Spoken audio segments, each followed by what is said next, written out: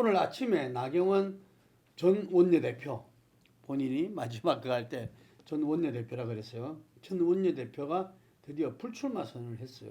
홍 소장님, 그 불출마 선언을 하면은 어떻게 지금 전당대 판세는 흘러가냐 봅니까? 전당대회 보기 전에 지금 계속 윤석열 대통령에 대한 이야기를 하는데 윤석열 대통령의 이 국정 운영 전략을 잘 볼 필요가 있어요. 네.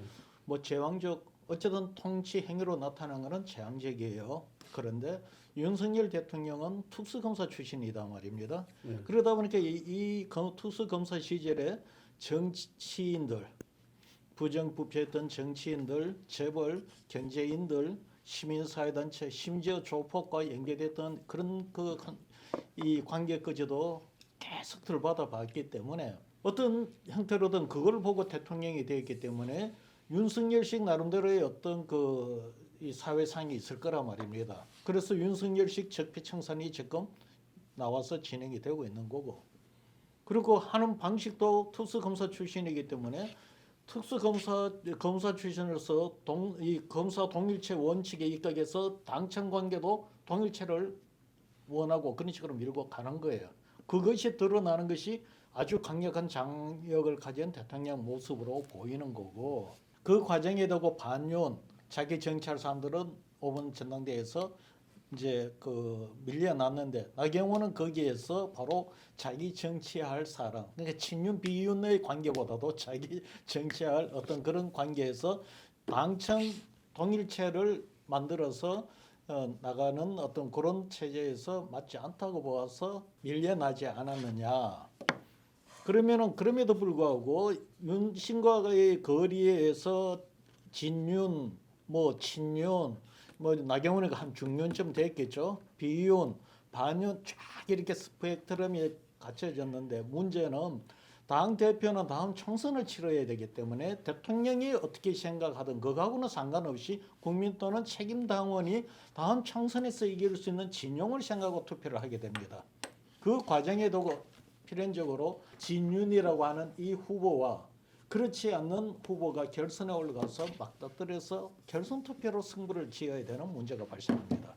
그런데 이 부분이 어떻게 보면은 진윤 후보를 당 대표로 만들려고 확실하게 만들 장치로서 결선 투표를 만드는지 모르겠는데, 오히려 지금은 이 결선 투표를 만듦으로 인해서 이 소위 말하는 진윤 후보가 최종 당선되는데 굉장히 예측 불허 상황으로 만들었다. 이번에는 결선 투표를 보수에서 처음 하는데 컷오프에 떨어진 후보하고 연대는 별 의미가 없습니다. 그러나 1, 2등 후보가 3, 4등 후보하고 어떻게 짝지느냐에 따라가 그런 예측 불허입니다. 그런데 결선 투표를 그렇게 봤을 때는 네. 3파전일 때 의미 있는 거잖아요. 나경원가 빠졌을 때. 나경원 지금 빠져버렸잖아요. 네. 빠지면 유승민도 내가 이러면은 나오기가 힘들다고 봐요. 그건 3파전이 아니잖아요. 그 나경원 지금 내가 볼 때는 이래 되면은 나경원이가 나올 이유가 없겠죠. 나경원이 이미 불출마를 했고. 예, 아니 저기 유승민이 네. 유승민이 안 나오게 되면 3파전이라고 할 수가 없죠. 없을 때는 결선 투표가 크게 의미가 있나요? 아니요, 왜 그런가 하면은 유승민 입장에서는 이래 되면은 나경원이가 출마하면 표가 분산이기 때문에 2등으로 결선에 갈 수 있는 한 30% 정도의 가까이 득표를 갖고 있는 가능성이 존재하는데, 지금 이렇게 되어버리면은 나경원이가 안 나오게 되면은 나경원 표는 그러니까 김건희는 안철수한테 갈 가능성이지 유승민한테는 올 가능성이 없단 말입니다. 컷오프에다 떨어져 버릴 수가 있어요. 아니 그래서 제 말 딴 게 아니라 결선 투표가 3파전. 네. 예, 예를 들어서 김기현, 안철수, 나경원일 때는 결선 투표가 이렇게 뒤집어질 수도 있는데 순위가 네네. 지금 사실상 나가 불출마해서 유도 나올 가능성이 지금 줄어든다. 그러면 양파전 사상이 2파전이 돼버리는 2파전일 때는 결선 투표가 가지는 그게 근데 줄었다 이거지. 그런데 그것이 어떻게 되버리냐면은 지금 나경원이가 지금 그만두었지만 이 과정에 두고 친윤 비윤 구도가 너무 강력하게 구축이 되어버린 상태에 되고, 다음 총선에서 이길 수 있는 당 대표 이런 관점에서 놓고 본다면은 친윤 후보가 일방적으로 당선된다는 것 장담하기가 어렵다. 그래 되면은 친윤 대 비윤 그대로 다시 단순화되어서 가는데 문제는 아까 얘기했지만 3, 4등 해놓은 후보의 그 영향이 큰데다가 이번에는 약 28만 정도 되던 책임당원에서 80만 명이 넘어지면 많게 하면서 이준석 그때 논쟁을 벌이면서 이준석 뭐 그때 더 확대시켜놓은 책임당원도 있고 정광훈이라든가 이런 세력들이 또 많이 주요에 나와서 이네들이 잘못하면은 캐스트 보타 역할을 하는 수가 있다는 거죠. 그러니까 지금 예측 불허상으로 갈 수가 있다. 저는 그래 봐요. 어떻게 보십니까? 지금 변화된 상황. 일단 뭐 제가 봤을 때는 말씀하신 것처럼 뭐 유승민 전 의원이 나올 가능성은 거의 없다. 이제 이래 되면 그러면 결국은 지금 그러니까 이 38 국민의힘 전당대회는 양강 구도로 갈 수밖에 없는 상황이다. 예. 그렇다고 한다면 지금 친윤이 그러니까 노골적으로 밀고 있는 김기현 의원하고 그리고 결국 그러니까 지금 진작부터 출사표를 던진 안철수 의원과 이 이제 일종의 정면 승부가 될 수밖에 없는 상황인데 저는 조심스럽게 저는 안철수 의원의 정치적 반사 효과가 이익을 많이 얻지 않을까. 이 지금 나경원의 그러니까 지금 불출마에 따른 정치적 반사 이득을 상당히 안철수 의원이 가져갈 가능성이 높다고 본다는 것이죠. 왜 그러냐 하면 사실은 뭐 지금 안철수 의원도 지난번 그러니까 지금 후보 단일화를 통해서 친윤 후보이긴 하지만 그렇지만 그러니까 이 차기 대권을 노리고 있는 의원 중에 한 명이잖아요. 그런 상황에서 본다고 한다면 윤 대통령이 차기 대권 구도를 지금 아직까지 확정하지 않은 상태에서 아마 자기 입장에서는 자기도 오전을 하는 사람보다는 좀 관리형의 그런 인물이 적절하다고 생각할 거기 때문에 좀 더 김기현 의원에 대해서 밀어줄 가능성이 높지만 문제는 그러한 모습 자체가 상당히 김기현 의원한테 정치적 독이 될 수 있다는 것이죠. 말 그대로 지금 우리가 이 흔히 정치인들을 이렇게 분류를 할 때 이런 표현 쓰잖아요. 반사체냐 발광체냐 이러는데 말 그대로 김기현 의원은 반사체라고 한다면 안철수 의원은 일종의 발광체라고 볼 수밖에 없는 상황이고 사실은 이 지금 김기현 의원이 사실은 거의 지지율이 거의 바닥에 있다가 이만큼 지금 선두권으로 올라온 데는 사실 지금 이 용산의 힘이 컸거든요. 그러니까 이번에 전대루를 당신 100%로 바꾸면서 사실상 유승민 의원을 탈락시켰고요. 용산에서 노골적으로 나경원 전 의원에 대한 그러니까 이 정치적 견제를 했기 때문에 결국 나경원 의원이 포기를 한 거잖아요. 그렇다고 한다면 과연 지금 경선 과정에서까지 이렇게 할 수 있을까? 그거 하기는 쉽지 않을 겁니다. 그렇다고 한다면 이제부터는 오롯이 김기현 의원의 정치적인 일종의 뭐랄까요 스킬을 갖고 이걸 정치로 돌파를 해야 되는데 반사체의 입장에서 그러한 이 정치적인 여러 가지 앞으로의 변수들을 헤쳐나가기 쉽지 않다.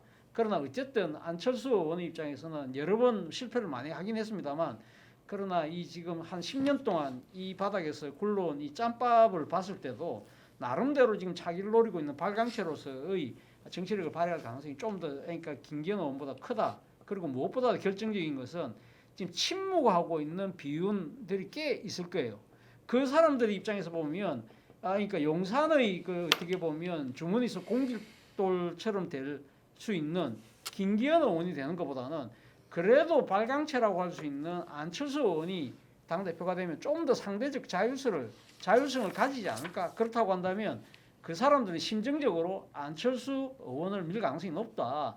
그렇다고 한다면 과거 박근혜 정부 시절에 서청원과 김무성의 대결처럼 당시 청와대가 밀었던 박근혜 대통령이 밀었던 서청원보다 상당히 그러니까 당시면 그때 김무성 후보에게 기울어지면서 결국 김무성 의원이 당시 됐잖아요. 그리고 바로 그 앞에 당시 그때 청와대가 밀었던 국회의장 경선에서 청와대가 밀었던 항우여 의원보다 이 지금 청와대가 상당히 노골적으로 그러니까 지금 일종의 정치적 폄하를 했던 정의아 의원이 압도적으로 당선됐거든요. 그러한 상황 자체가 저는 재현될 가능성이 좀 크지 않을까 생각이 듭니다. 국힘의 윤석열이 사당화가 노골적으로 지금 진행되고 있으면서 나경원 전 의원도 결국 불출마를 했는데 앞으로 전당대회 판은 어떻게 흘러가리라고 봅니다. 제가 봤을 때는 나경원이 불출마를 하게 됐는데 오늘 보면 본인이 뭐 어떤 중대한 용기가 필요했다는데 출마하는데 용기가 필요하면 불출마하는데 뭔 용기가 필요합니까? 결국 나경원 해프닝은 안철수 후보에게 엄청나게 이득을 줬죠. 왜? 본인이 처음부터 뭐 안 논다 했으면 뭐 외압이니 이런 소리가 없이 저 당의 뭐 상황이 대세론으로 가는구나 이렇게 뭐 일반 정치에 민감하지 않은 사람들은 여길 건데 누가 보더라도 팔 비틀고 막 졸라매는 굳이 저렇게까지 못 나오게 할 필요가 있나? 어차피 결선 투표를 하는 마당에 1, 2등이 나경원이 나와도 결선 투표고 안 나와도 결선 투표가 뭐 진행이 되는데 근데 전체적으로 오늘 안철수 안내 주식이요 21,000원 올랐어요 지금 오늘 한 주에 엄청나게 올란 겁니다. 20% 급등했다. 네. 20%. 20%더 돼요. 네. 30% 돼요. 30% 돼요. 그래서 이거는 뭔가 하면 안철수가 될 확률이 높다. 실제 지금 1대1로 붙게 되면 안이 이기는 조사들이 간간히 나오고 있지 않습니까? 많이 나왔죠. 예, 많이 1대1 왔죠. 때. 예, 그런 상황에서 나경원이 저렇게 들어가 버렸는데 그렇다면 나경원이 무슨 뭐 김기현을 지지하자고 자기들 조직을 다 들고 밀기도 좀 우스울 거라고 봐요. 그럼 또 더 역풍이 올 수도 있으니까 결국은 나경원이 그 뭐 해임까지 되면서 나올 듯 하다가 안 나오게 되는 것이 안철수에게 지금 어부지리에 이득을 갖다 줄 가능성이 매우 크다. 그런 가능성이 있어요. 그래서 지금 현재는 보면 당내에 크게 이 정권의 그 초창기의 파워 때문에 저항하는 부분이 안 보이는데 내심으로 이게 좀 골마 있다가 실제 나중에 투표를 하게 됐을 때 다른 결과로 나올 수 있지 않겠냐 이런 생각도 좀 들어요. 그래서 어쨌든 정권이 지금 나경원을 관리하는 데 실패를 했다. 저는 그런 부분에서 정치력이 좀 필요했는데 뭐 그 정권에서 그 뭐 굳이 또 이 당의 어떤 뭐 대통령의 계획이 있으면 이 여당 같은 경우에는 이게 계획에 좀 맞지 않는 후보를 정리하는데 그것도 정치적 능력이고 이 정무적 감각이지 않습니까? 그럼 정치적으로 이런 자금이 노골화되지 않는 쪽으로 정리해가는 것도 능력인데 그걸 갖다가 노골적으로 눌러서 꺾으면서 지금 여러 가지 양상이 좀 좋지 않게 작용을 한 거다. 저는 그 전당대 결과를 예측할 수 없게 만들어버렸다 이렇게 봅니다. 아, 결과를 예측할 수 없다. 예측할 수 없다. 예. 그 아까 홍 소장님 그 당원이 지금 기존에 이준석 당대표가 된 전당대회 때 그때 몇 만이었죠? 28만이 제한되었습니다. 28만. 27만 네. 얼마. 지금 84만. 83원에 최종 집계를 하게 되면 90만 원 가까이 될 거로 봅니다. 예. 그리고 여기에서 이제 수도권 당원 비중이 커졌다는 거잖아요. 네. 뭐 정확지는 않죠. 지금 공개가 네. 지금 안 되기 때문에 수도권 늘고 한 37%, 2030. 2030, 40까지죠. 보통 네. 이 치는 게 네. 40대 이하가 또 30대 후반 네. 뭐 이렇게 일단 이 투표인단의 변화를 갖다가 먼저 꼽더라고요. 꼽고 금방 이야기한 대로 아까 검사 동일체를 빗대 가지고 무슨 동일체를 했습니까? 당청 동일체죠. 이게 그 청인 옛날 청와대를 이야기한 거죠. 예. 그러니까 그 청와대를 바꿔놓으니까 자꾸 헷갈려요. 그래서 당룡 그 동일체인가요? 그래서 사실 지금 네. 윤석열 대통령은 1년이나 남았는 기간 동안에 윤석열식 성과를 내야만이 총선을 이길 수가 있는 거예요. 그 당대표를 원하는 거죠. 그 당 대표가 관리형 대표라 그랬잖아요. 근데 그 당 대표가 특별한 능력이보다는 자기들하고 그냥 소통 잘하고 계속 시킨 대로 잘하면 되는 거죠. 그게 자기 지침대로 그냥 시킨 대로 하는 그런 말 없이 걸 하는 원하는데 하지만 그런 걸 원하죠. 우리가 아예 권위주의 체제 시절에 그때는 뭐 정말 그 관리형 대표 시절에 그때는 뭐 그러니까 임명했잖아, 임명. 총재가 그 대통령이고 음. 그리고 당 대표는 말 그대로 대표. 그러니까 대표- 임명했잖아. 임명이죠, 그래서 임명이죠. 뭐 그런 것도 봤어요. 네. 뭐 차라리 임명해라. 예, 예. 네, 뭐 이렇게 무리하게 판을 짜기보다는 차라리 임명해라. 뭐 그런 것도 제가 봤는데 뭔가 이게 이 서툴다. 그 제가 생각할 때는 이 본인이 검사 26년이고 또 함께 했던 사람들이 다 검사란 조직에서 있어온 사람들이기 때문에 정치의 영역을 모르는 거죠. 정치의 영역이라는 것은 진 게 아니고 이긴 게 아니고 그리고 거기에는 그 타협이라는 조정이라는 대화 협상이라는 부분이 아주 중요한 그 키포인트인데 그 부분에 대해서는 전혀 어떠한 효용성을 보고 있지 않는 거죠. 그 부분에 대해서는. 그러다 보니까 이전에 우리가 봤던 김종인 내치기, 이준석 당대표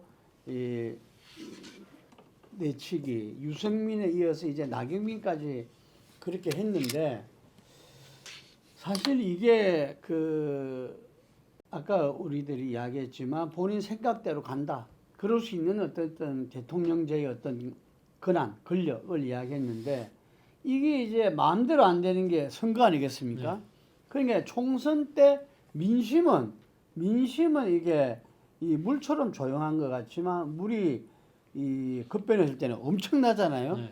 1년 내도록 이기다가 하루 만에 그 노무현 대통령한테 이해창 총재 쳤다 이러는데, 저는 민심은 도도하게 흐르고 그 밑에서는 이 모든 것을 대한민국 국민이야말로 산업화와 민주화와 온갖 항쟁의 역사와 그리고 한순간에 갔던 그저 영원할 것 같은 박근혜 대통령을 탄핵한 것도 대단한 거. 다른 나라 사람들이 볼 때는 어떻게 저런 일이 이루어질 수 있냐는 그런 국민들이라는 거죠. 제가 볼 때. 그래서 저도 그 경험을 가진 국민의힘 보수 세력이 어떻게 자기들이 일궈낸 정권 교체인데 총선에서의 그 패퇴를 바라만 보고 있겠냐는 생각은 저도 있어요. 그래서 이번 전당대회에서 이변이 있을 수도 있다. 지금 현재 안철수 의원이 나경원 의원의 이 와중에서 굉장히 지지세를 한껏 올렸어요. 올리고 제가 이야기를 들어보면은 김기현 전 대표랑 어쨌든 간에 이미지의 어떤 서로 대립이 딱 된 거죠. 이게 뭐냐면은 수도권 하면은 안철수야. 그런데 총선 승리를 위해서 수도권 승리가 필요한데, 그럼 그거는 선으로 따라가자면은 안철수인 거죠.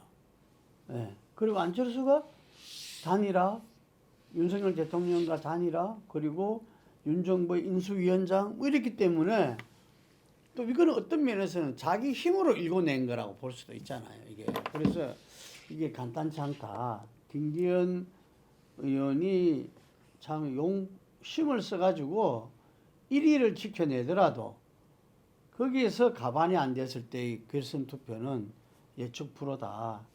그리고 현재 나경원 지지표가 저희가 그때 결선을 가상해서 봤을 때 보면 나경원 지지 세력이 김기현 안철수 했을 때는 김기현보다는 안철수로 갔었어요. 이게. 그래서 아마 제 생각할 때는 뭐 이번 주 이후 조사가 더 재밌겠다. 이게 이 1위 후보가 제 생각에는 김기현 후보와 안철수 후보가 이 오차 범위 내에 이렇게 들어가 버리면은 이거는 내일을 예측 못할 수 있고, 또 한편으로는 김기현 후보는 이제는 김장연대라고 하는 장전 의원과의 관계 정리를 요구받고 있거든요. 예, 그렇기 때문에 윤핵관으로부터 자기도 탈출해야 된다고 알기 때문에 이게 또 한편으로는 상당히 뭔가 이렇게 좀 뒤엉킬 수도 있는 거죠. 이게. 그래서 김기현 의원은 반사체라고도 이야기하지만 자기도 어엿한 당대표 주체로서 총선 승리를 주도적으로 이끌어 나갈 수 있는 걸 또 보여줘야 되고 보여주고 싶은 그게 또 생길 거라고 본인이. 그래서 그 부분이 또 어떤 면에서는 이렇게 마찰이 또 있을 수도 있다. 제가 볼 때는 안철수 후보는 보다 더 수도권과 중도 총선 승리에 매진해야 되는 거고, 이 김기현 후보는 이 대세론을 완벽하게 갖고 가지 않으면 어려울 것이다. 근데 대세론이 초선 50명의 성명으로 될 일은 아닌 거죠. 예. 제가 봤을 때 이번 만약에 전대가 지금 그러니까 양강 구도로 갔을 때 관전 포인트가 분명히 있어요. 그러니까 뭐 관전 포인트를 본격적으로 이야기하기 전에 사실 좀 재밌는 부분을 이야기하면, 사실은 지금 김기현 의원하고 안철수 의원하고 부산중앙중학교 2년 선후배 시간입니다. 네. 그러니까 지금 그래서 뭐 지난번 어디 그 원들 모임에서 그 두 사람 같이 참석했을 때 김기현 의원이 내가 중학교 2년 선배니까 뭐 내가 먼저 해도 된다는 식으로 이야기하던데 뭐 안철수 의원이 발끈하더라고요. 어쨌든 근데 그런 것보다 더 중요한 부분이 결국은 그건 것 같아요. 지금 현재 상당한 무리수를 용산이 이번에 떴잖아요. 그러니까 예를 들면 지금 민심이 지금 반영된 부분은 일체 배제하는 당신 100%로 할 때도 상당히 무리하게 지금 당헌 당규를 개정하면서까지 했거든요. 그래서 유승민을 배제시켰잖아요. 그리고 또 지금 이 나경원 저출산 고령화위원회 부위원장을 해임이라는 아주 이 강경수를 두면서까지 사실은 주저앉혔다. 이런 정도로 사실은 그러니까 윤 대통령 입장에서는 여당의 당 대표가 진짜 대통령의 뜻과 진짜 딱 하면 하고 바로 받을 수 있을 정도의 그런 정치적 교감이 이루어지는 사람이 되어야 된다는 생각을 아주 강하고 있기 때문에 지금 우리가 아까 방금 이야기했다시피 상당히 정치적 반사 이익을 나경원 사태에 따른 정치적 반사 이익으로 인해서 안철수 의원이 어부지를 하는 그런 상황이 되고 있는 국면인데 여기서 제가 중요한 관전 포인트는 과연 이 상황에서 윤석열 대통령이 과연 이걸 보고 있을 것이냐. 저는 앞서 제가 이야기하면서 전당대회 과정에 들어가서 이렇게 노골적인 개입하기 쉽지 않을 거라고 제가 예상은 했습니다만 그럼에도 불구하고 제 예상이 틀릴 수 있다고 생각하는 부분이 뭐냐면 지금 윤 대통령이 보이고 있는 일종의 뭐랄까 이 정치적 자신감이 좀 도를 지나쳐서 정치적 오만이라고 아까 제가 표현을 했는데 그런 부분이 상당히 지금 강하게 보인다는 거죠. 어떻게 보면 이 지금 사실은 그 옛날 문재인 정권 때 그 들이받던 윤석열 검찰총장 그리고 또 국정원 댓글 사건 때 박근혜 정부하고 치받았던 윤석열 검사의 기계 본인이 생각하는 그러한 기계가 아마 지금 상당히 국정을 한 8개월 정도 해오면서 상당한 지금 자신감이 오만으로 좀 가고 있다는 거죠. 그렇기 때문에 사실은 이러한 정치적인 룰, 문법에 따르면 절대 개입하면 안 되지만 어떤 식으로든 용산이 이 전대 과정에서 어떠한 역할을 할 것이냐 이거는 진짜 상당히 저는 상당히 개입할 가능성이 적지 않다. 이것들이 이러한 부분들이 과연 어떠한 결과를 갖고 올 것이냐도 지켜볼 대목이랍니다. 옛날에 제가 그 박근혜 정부에서 무슨 생각이 나는가 하면 그때 3년패를 했어요. 박근혜 대통령 세운 사람이요. 국회의장 선거에서 정의화 적고 황우리가 또 서울시장 선거에서 또 정몽준 씨가 돼버렸죠. 기망식 네. 총리를 했는데 그러다가 마지막에는 이제 당 대표 선거에서 그 서청원, 김무성 이래 붙었는데 또 졌어요. 그런 과정에서 여러 차례 그 정권의 핵심 있는 사람들과 제가 그때 직접 대화를 해봤는데 그런 부분에 대한 것들을 갖다가 건의해서 국정 운영을 그렇게 하면 안 된다. 특히 여권 내부에서도 소외된 이 불만 세력이 넘쳐나고 있다라는 부분을 자신들도 알면서도 건의를 잘 못하는 상황이더라고요. 그러면서 그냥 뭔가를 손을 쓸 수 없게 몰려가면서 그런 진홍이들 세 차례나 반복을 하고는 그냥 정권이 나중에 그 결과가 탄핵으로 온 거죠. 그래서 제가 이제 윤 정권을 바라보면서 지금 현재 야당을 가지고 상대하는 부분에서 이제 검찰 공화국이니 이런 부분에서 공안 부분에서 상당한 자신감 또 내부에서 기득권 내부에서의 어떤 평가에 대한 자신감 이런 것들을 가지게 되면서 정치 상황을 좀 오판을 하고 있다고 저는 보고 있습니다. 왜냐하면 지금 그 앞으로 남은 시간과의 싸움에서 정부는 지금 현재 뭐 금리가 내려가고 부동산이 다시 올라가고 인플레가 둔화된다고 생각하지만 이번 달에 보면 난방비를 각 세대마다 한 2.5배, 3배씩 맞아버렸어요. 굉장히 큰 거예요. 어떻게 보면 자기 집에 월세 사는 월세 내는 꼴이란 말이에요. 그러면 이런 게 지금 2월 달에는 더 심하고 3월 달에는 더 심해질 거라고 지금 공공요금 인상도 지금 줄을 잇고 있고 좀 부동산은 수습이 안 되는 상황으로 가고 있다는 게 분명히 보이잖아요. 근데 총리는 금리는 내려가고 부동산도 회복될 거고 물가도 내려가고 있다라고 말을 하고 있어요. 그래서 상황에 대해서 한쪽의 이야기만 듣고 이게 자기 확신이 강해져 버리면서 그게 자신감까지 결부되면서 특별히 지지율 필요 없다. 정권을 유지해 나갈 정도면 되고 내려가지만 않으면 된다. 이런 것들이 쌓이면서 지금 외부 상황들을 잘 못 보는 국면이 좀 있는 거 아니냐 그렇게 보여요. 근데 이거는 그렇게 되어갈 때는 뭐 이 백약이 무효입니다. 결국은 얻어맞고 깨닫는 거거든요. 지금 그런 상황으로 가고 있는 모습이 보여요. 사실 이제 그 전에 이번 전당대회에서 3월 8일이죠. 3월 8일 날 어떤 거기에 대한 예방주사를 맞고 갈 것이냐 아니냐가 좀 기초가 주목됩니다. 아마 다음 달 우리가 하게 되면은 본격적인 전당대회 그때 와중에 들어가 있겠죠. 예, 그때 다시 또 보도록 하겠습니다.